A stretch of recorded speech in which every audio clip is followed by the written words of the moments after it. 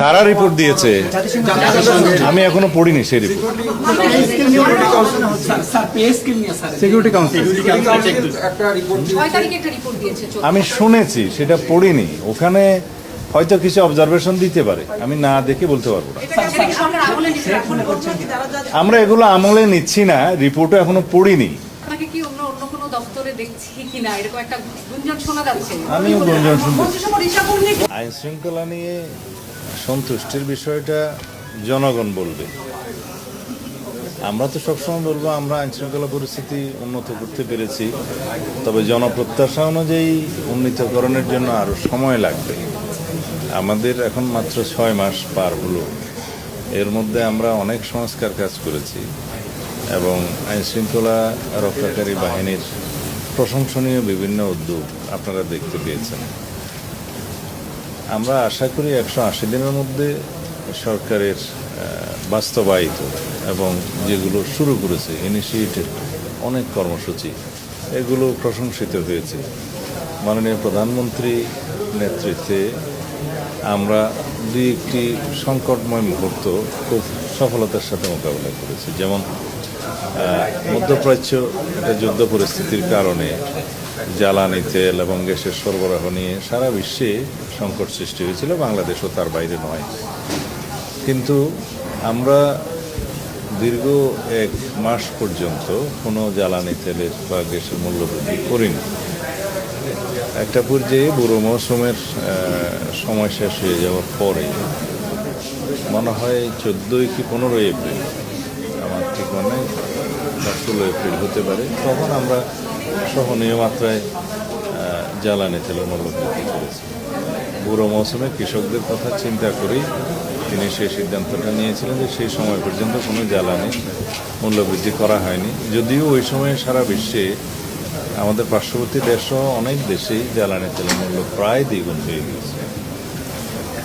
এরপরে আমাদের গ্যাস সংকট, জ্বালানি সংকট, এগুলো বিগত ফেসিবাদী সময়ে রেখে যাওয়ার সমস্যা, আমরা ওভারনাইট এখান থেকে ওভারকাম করতে পারিনি।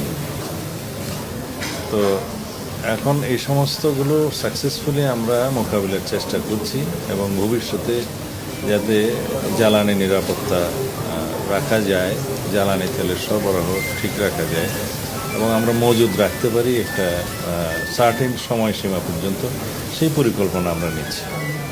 আপনারা ইতিমধ্যে লক্ষ্য করেছেন যে ভবিষ্যতে যাতে জ্বালানি এবং বিদ্যুতের কোনো সংকট না হয়, যেহেতু আমরা ব্যাপক বিনিয়োগ, ইনভেস্টমেন্ট আহ্বান করছি সারা পৃথিবী থেকে এবং বাংলাদেশের অভ্যন্তরীণ বিনিয়োগ হবে ব্যবসা বাণিজ্য সার্কুলেশনের জন্য, উৎপাদনের জন্য। জ্বালানি এবং তেলের সরবরাহটা, প্রাইমারি এনার্জি, এটা গুরুত্বপূর্ণ ভূমিকা রাখে। সেই জন্যই আমরা পরিকল্পনাগুলো নিচ্ছি, আপনারা এটা প্রতিনিয়তই জানতে পারছেন। আমরা মাতারবাড়ি গভীর সমুদ্র বন্দর মাননীয় প্রধানমন্ত্রীর নেতৃত্বে ভিজিট করতে গিয়েছিলাম। সেখানে আমরা ল্যান্ড বেস এলএনজি টার্মিনাল করার বিষয়ে আমরা সিদ্ধান্ত নিয়েছি, মাননীয় প্রধানমন্ত্রী সিদ্ধান্ত দিয়েছেন।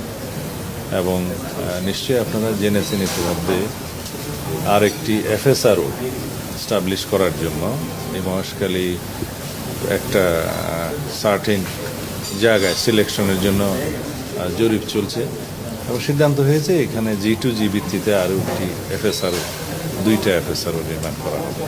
তো এখন যে এফএসআরওগুলো আছে সেগুলো একটা সামিটের আর একটা এক্সিলারেট এনার্জির সম্ভব। তো এগুলো মাঝে মধ্যে বিভিন্নভাবে যান্ত্রিক ত্রুটি দেখা দেয় বা বিভিন্ন রকম সমস্যা দেখা দিলে সরবরাহ বিঘ্নিত হয়, তো যে সমস্যায় আমরা পড়েছি।